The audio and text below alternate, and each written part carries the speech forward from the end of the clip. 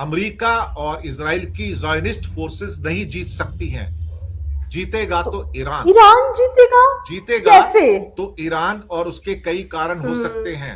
पहली बात तो यह है कि अमेरिका इस टाइम अपने सर्वाइवल के लिए लड़ रहा होगा। ये जो शेख हैं सारे के सारे, जो आसपास आपके सारे ये जो बैठे हुए हैं, बादशाह बन के बैठे हैं, कतर के, सऊदी के, बहरीन के, ओमान के, यूएई के, ये अपनी अच्छा। एग्जिस्टेंस के लिए लड़ रहा होगा। Hey guys, welcome back to our channel. तो जिस वीडियो पे रिएक्ट करने जा रहे हैं वो है Iran fight for survival unstoppable and unbreakable. तो हम लोगों को ये तो पता है कि यार ईरान अमेरिका से तो नहीं जीत सकता, लेकिन बात ये है कि ईरान ये भी नहीं है कि वो 10 दिन में हार जाए, है ना। हम लोगों ने लास्ट कुछ वीडियोस में देखा है कि कैसे जो ईरान है, जब उनके सुप्रीम लीडर खमनाई की डेथ हो गई थी, जब उनका मर्डर किया गया बेसिकली, उसके बाद उन्होंने अमेरिका की जो एम्बेसी थी दुबई में वो भी मतलब कि जला दी थी, उस पर भी अटैक किया था, है ना। तो ये भी हम लोगों को मानकर चलना पड़ेगा कि ईरान भी मतलब सर्वाइवल के लिए कोशिश तो कर रहा है। वही वही बाकी वीडियो को देखकर पता लगता है कि क्या ये बोलते हैं। सो फिर आप भी देखिए, हम भी देखते हैं। Let's start. दोस्तों, ईरान की वॉर में बहुत सारे नए मोड़ आ गए हैं, जिसमें कि एक सबसे इंपॉर्टेंट चीज है कि ईरान को ज़ायोनिस्ट फोर्सेस नहीं हरा सकती हैं। ज़ायोनिस्ट फोर्सेस का मतलब होता है कि अच्छा, वो इजरायली नहीं फोर्सेस हरा जो कि सकती। जूस है ना, यहूदी। अब तो क्या कहते हैं, ओहो। यहूदियों और बेहूदियों में कोई फर्क नहीं रह गया साहब। ये तो दुनिया को मारने पे उतर आए हैं इस समय। नेतन्याहू इनके जैसे बारे में हम यहूदी लोगों ने लास्ट टाइम अब सुना। बेहूदगी पे उतर आए हैं साहब। ये तो दुनिया को मार देना चाहते हैं, पूरी दुनिया पे राज करना चाहते हैं। उनको लगता है कि वो सर्वश्रेष्ठ कौम है, वही। उनसे बेहतर तो शायद किसी का दिमाग ही नहीं पैदा हुआ है। अब ऐसा लगता है कि इस हम्म। वॉर का, इस बैटल का जो फेट है वो सील हो गया है साहब। अल्टीमेटली कुछ चीजें जो निकल कर आई हैं, एक तो आज कि जहां पर आज ईरान का एक आयरिस्तेना नेवल शिप श्रीलंका से 40 मील की दूरी पर जो विशाखापत्तनम से आ रहा था, मिलन 2026 एक्सरसाइज करके वहां से, जो कि शांतिपूर्वक मिशन पे था, उसे अमेरिका की सबमरीन ने डुबो दिया और उसमें 100 से ज्यादा जो इनके नेवल ऑफिसर्स हैं मिसिंग हैं। करीब करीब 30 और 70 के बीच में लोगों को श्रीलंका के नेवी ने इतने और सारे उनके को बचा दिया हेलीकॉप्टर्स है। ने बचा लिया है। आरिस देना कोई वॉर जोन में नहीं था, ना ही ये किसी लड़ाई में इन्वॉल्व था। ये वहां से फ्लीट रिव्यू में से होकर ये वापस जा रहा था। ये इंडिया के इनविटेशन पर विशाखापत्तनम आया था, और इसके पास कोई गोला बारूद वगैरह भी नहीं था। कुछ ऐसा नहीं था कि जिसके द्वारा ये किसी पर हमला भी कर सके। लेकिन इसको श्रीलंका की गाले, आपने गाले का नाम सुना होगा, जहां पर क्रिकेट मैचेस, टेस्ट मैचेस गाले होते हैं स्टेडियम श्रीलंका सुना में, है। गाले स्टेडियम है।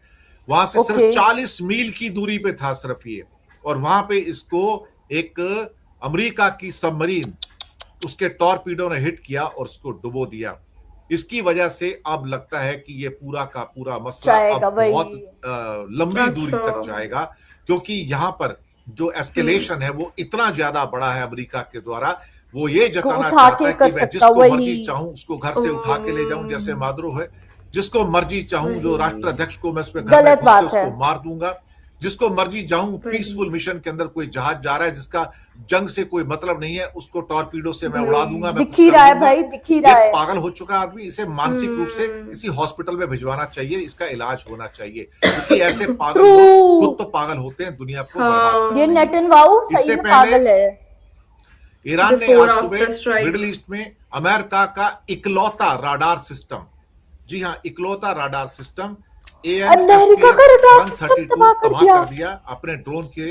वहां पर एक थर्ड का सिस्टम था, वो भी इसमें सुना तबाह हो गया है।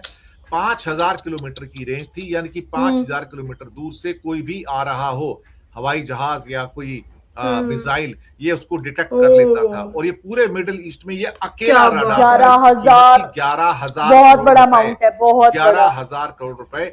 इसका नाम था UEWR, upgraded early warning radar. और इसको क्या कहते हैं कि सारा का सारा ये खत्म कर दिया शाहे ड्रोन ने। तो शाबाशी है ईरान की कि वो एक एक करके अटैक कर रहा है। अब मैं आता हूं कुछ और चीजों के ऊपर कि ये जंग अमेरिका और इजराइल की ज़ायनिस्ट फोर्सेस नहीं जीत सकती हैं। जीतेगा तो तो ईरान ईरान जीतेगा? जीतेगा। कैसे? तो ईरान, और उसके कई कारण हो सकते हम्म। हैं। पहली बात तो यह है कि अमेरिका इस टाइम अपने सर्वाइवल के लिए लड़ रहा होगा। ये जो शेख हैं सारे के सारे, जो आसपास आपके सारे ये जो बैठे हुए हैं, बादशाह बन के बैठे हैं, कतर के, सऊदी के, बहरीन के, ओमान के, यूएई के, ये अपनी अच्छा। एग्जिस्टेंस के लिए लड़ रहा होगा और ये अपने शेखडम के लिए लड़ रहे होंगे। लेकिन ईरान उसके लिए नहीं लड़ रहा है। ईरान दिख अपनी ही रहा है यार, इज्जत के लिए लड़ रहा अच्छा। है। वही ईरान वही अपनी वही क्या कहते हैं, खुद वो मुख्तारी तो के लिए हमें लड़ रहा पता ही है। आत्मसम्मान के लिए लड़ रहा है, सेल्फ रेस्पेक्ट के लिए लड़ रहा है। ईरान कोई टेररिस्ट स्टेट नहीं है। ट्रू ईरान कोई आतंकवादी थे देश नहीं है। बहुत भारत लंबे के से, साथ भी उसके वही दोस्ताना एवरग्रीन रिश्ते रहे हैं फ्रेंड हजारों बोलते सालों हैं। से। और 12 दिनों में जो लेसन्स मिले थे ईरान को, वो ईरान ने बहुत अच्छे ढंग से अपना, खास तौर से ये कहते हैं कि हमने उसके सारे लोगों को मार दिया एक साथ में, लेकिन उन्होंने अपना जो कमांड सिस्टम था पहले ही बना लिया था। और 1 layer, 2 layer, 3 layer, 4 layer, 5 layer, अगर पहला आदमी मर गया तो दूसरा आ जाएगा, दूसरा मर गया तीसरा आ जाएगा, तीसरा मर गया चौथा आ जाएगा। और हर डिस्ट्रिक्ट के अंदर सारा कमांड बहुत क्लियर हो गया था। तो इस ढंग से वो सारी की सारी जो चीजें थी वो बहुत क्लियर हो गई थी। टूटा नहीं, और उन्होंने नया खमने के लीडर मरने बना के दिया। बाद भी उनका कमांड सिस्टम टूटा नहीं। वो लोग घुटनों पे नहीं आए वही और उनके जो सारे के सारे हमले थे और तेज हो गए। वॉर का जो एक क्या कहते हैं कि उद्देश्य होता है कि अमेरिका वॉर का उद्देश्य बदलता रहा। पहले कहता है कि हम रजीम चेंज करेंगे, हम खमनेई को True. मारेंगे। खमनेई को मार दिया तो रजीम चेंज तो हो गया, दूसरे लोग आ गए। लेकिन नहीं, अब उसके बाद कहा नहीं, वहां सरकार ऐसी होनी चाहिए जो हमारी वाली अच्छा। हो, कि हमारा आदमी हो। और फिर स्टेटमेंट दे दिया रजा पहलवी ये वहां पर कितनी आएंगे, strategies अगर है। आएंगे तो अच्छा है। लेकिन अब सवाल ये पैदा होता है कि आप हर दूसरे दिन सुबह सही से बात लेकर है शाम यार। तक अपना ऑब्जेक्टिव ही चेंज करते रहोगे तो क्या करोगे। हॉर्मुज की खाड़ी को बंद कर दिया, एक स्मार्ट मूव था। और साथ में 10 सुना 10 टैंकर्स शिप्स को। को अब तक आग लगा दी गई है, 10 टैंकर्स को आग लगा दी गई है। और खास तौर से अब नेवी अमेरिका कह रही है कि हम देखेंगे, हमें हमारी भी निगरानी के वही। अंदर जहाज जाएंगे, कौन रोकता है। भैया तुम भी डूबोगे True. और उसके बाद दूसरे भी डूबेंगे। टैंकर को मारना कोई मुश्किल नहीं है, जब मर्जी मार लो। 10 अपना ड्रोन चलेगा, एक ड्रोन भी गिर गया पूरा टैंकर तबाह हो जाता है। लेकिन चाइनीज और रशियन शिप को वहां से निकलने की ईरान ने इजाजत दे दी है। कमाल की बात है कि चाइनीज और रशियन शिप को इजाजत दे दी है, लेकिन इजाजत नहीं इंडियन दी शिप्स गई, को वही। इजाजत नहीं दे रही। जो शिप इंडिया जा रहे हैं उनको इजाजत नहीं इजाजत है। दगा नहीं दी किया है, है, वही। क्योंकि इंडिया ने एक्चुअली देखा जाए तो ईरान को True, दगा दिया है। true. इंडिया ने दगा नहीं दिया, इंडिया की सरकार ने दगा Exactly. दिया। सही बात तो है यार। सारी की सारी जनता ईरान के साथ है, वो नेतन्याहू के साथ नहीं है। वो जनता जो है ट्रंप के साथ नहीं है। और साहब यही असलियत है। अब रेड सी भी ब्लॉक कर दिया है, वो भी ब्लॉक कर दिया, तो आप क्या करोगे। लिंकन को बचाने के लिए, अब्राहम लिंकन को बचाने के लिए उसको 200-300 मील पीछे सेंट्रल इंडियन ओशन के अंदर लेके चले गए कि बताया गया कि उसके ऊपर मिसाइलें हिट हुई हैं। यही तो हो रहा है अल्टीमेटली। अब रही बात कि ये जंग कैसे लड़ी जाएगी। जंग में इस समय ईरान अकेला खड़ा है, उसके साथ बाकी लोग पहले जो उसके प्रॉक्सीज थे, हिजबुल्लाह, हमास या हुतीस, वो कितने इफेक्टिव होंगे वो सब बात की बातें हैं। और लेकिन ऐसा कोई ईरान कर ने ही नहीं अकेला सकता खड़ा होने भाई, का फैसला उसके लिए किया है, बहुत बाकी बड़ी कोई वो देगा या नहीं चाहिए, देगा। आपको कितने जिगरा guts बोलते हैं। चाहिए, टकर बहुत कार्लसन की strength, थ्योरी भी आ power, जाती है, हाँ। जो ये कहा कि अब मोसाद के आदमी गल्फ के अंदर आग लगा रहे हैं, कतर में, सऊदी में और खास तौर से यूएई के अंदर, ताकि वहां के उसमें लेके अमेरिका को और गुस्सा आ जाए और वो ईरान पे अटैक कर दे। अरामको की रिफाइनरी पे ईरान ने कहा था कि मैंने अटैक नहीं किया है, मोसाद ने अटैक किया उसके ऊपर, एक्चुअली दिखाने के लिए देखो कि ये तुम्हारा दुश्मन है। तो यहां पर दरअसल एक दोगला जो होता है ना, दोगला आदमी, दोगला इजराइल, ये दोगला रोल निकाल रहा है। ये तुमको क्या बताता वही। है और इसका बाकी जो अब मोसाद पता क्या लग कर रहा रहा है है। वो अलग चीज है। ट्रम्प, वो तो है ही, वो तो हमें पता देखा ही जाए है तो ट्रंप भी बेवकूफ को किस्म का सपोर्ट आदमी कर रहा है। जो इस जैसे नेतन्याहू जैसे एक हत्यारे, जी हाँ, उसके पास, उसको हत्यारा इसलिए कहना जरूरी है कि वो इंटरनेशनल क्रिमिनल कोर्ट ने उसको नरसंहारक बताया है, कातिल बताया है उसको, 80,000 लोगों का कातिल बताया है उसको। तो साहब यहां से चीजें जो हैं बहुत क्लियर होती चली जा रही हैं। आपको ईरान का ऑब्जेक्टिव बहुत सीरियसली क्लियर है कि अपनी इज्जत को बचाना, हाँ, अपने आप को ईरान तो बचाना। बहुत अच्छा। और अब जबकि यहां पर क्या होने जा रहा है साहब, कुछ ऐसा होने जा रहा है कि जहां पर 3 आयतुल्लाह दिन तक खमनई का जनाजा निकलेगा 3 दिन तक, और उसको मशहद के अंदर, जो कि तुर्कमेनिस्तान और ईरान का बॉर्डर है, जहां से चाइना की आने वाली लाइन भी गुजरती है, वहां पर उसको दफनाया जाएगा। वो कुछ रिलीजियस प्लेस टाइप काफी का है। वो थे, और बहुत वैसे भी ज्यादा आयतुल्लाह खमनई जो है वो ट्रू दरअसल गुरु भी थे, धार्मिक गुरु वही भी थे। वो सिर्फ एक पॉलिटिकल हेड नहीं थे, वो धार्मिक गुरु भी थे। अब ईरान को तो सपोर्ट करने वाला कोई बचा नहीं, इंडिया भी छोड़ के चला गया, सिर्फ चाइना है और रशिया है। लेकिन चाइना ने सुबह पहली तारीख को जो चाल चली, दुनिया में पहला ऐसा एग्जाम्पल आया वॉरफेयर का, पहला ऐसा एग्जाम्पल आया जिसके अंदर कुवैत में अमेरिकन लोगों अपने ने ही 3 अपने ही 3 विमानों को गिरा दिया फ्रेंडली फायर में। लेकिन वो फ्रेंडली फायर नहीं था, उसके अंदर बहुत बड़ी ट्रिक हुई थी। और वो ट्रिक इतनी नायाब ट्रिक थी कि इलेक्ट्रॉनिक वॉरफेयर का नायाब नमूना था, वो भी फंस गया चाइना का वही। उसके अंदर। तो चाइना चाइना की भी सारी हेल्प कर ट्रिक रहा थी है। जिसमें अमेरिका फंस गया एक्चुअली, और अपने ही विमान उसने गिरा दिए थे।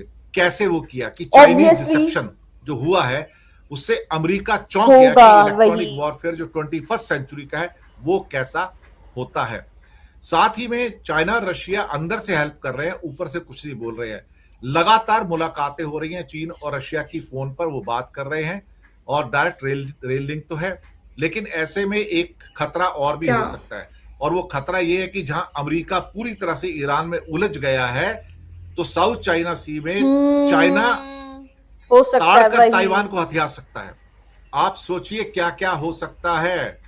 जी हाँ, एक बहुत बड़ी इंपॉर्टेंट चीज जो बताऊं वो ये थी यहाँ पर कि ईरान जो है जिस जीपीएस सिस्टम पे डिपेंड करता है, और इवन तो पार्टली पाकिस्तान भी डिपेंड करता है, वो अमेरिकन ठीक जीपीएस है। सिस्टम नहीं है, वो बीडू सिस्टम जो है चाइना का उस पे डिपेंड करता है। तो उसको कैच नहीं कर पाता अमेरिका वाला, बिल्कुल भी उसको हैक नहीं कर पाता है, जबकि जीपीएस वाले को हैक किया जा सकता है।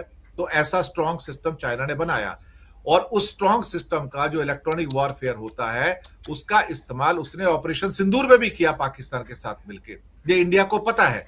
तो उसका अपना जो जीपीएस सिस्टम है, अपना जो सैटेलाइट सिस्टम है, जिसको पीएनटी कहा जाता है, जिसको कि यानी कि जो नेविगेशनल सिस्टम जो है वो बहुत पावरफुल है। और सीरियसली यार काफी शॉकिंग वीडियो थी। तो हम लोगों को ये तो पता लग गया है कि प्रवीण सैनी ने ना ये चीज बोली है कि इंडिया भले ही साथ है, इंडिया की गवर्नमेंट इजराइल की, लेकिन जो इंडिया के लोग हैं वो ईरान के सपोर्ट में है। और सीरियसली ऐसा है भी, लिटरली लोग ईरान की सपोर्ट कर रहे हैं। हम लोगों ने देखा है कि भाई लिटरली मुस्लिम्स ने रैलीज निकाली थी जब खामेनी की डेथ हुई, खामेनी की डेथ हुई थी। जो इंडियन मुस्लिम्स थे स्पेशली लखनऊ और उत्तर प्रदेश के, उन्होंने रैलीज निकाली है।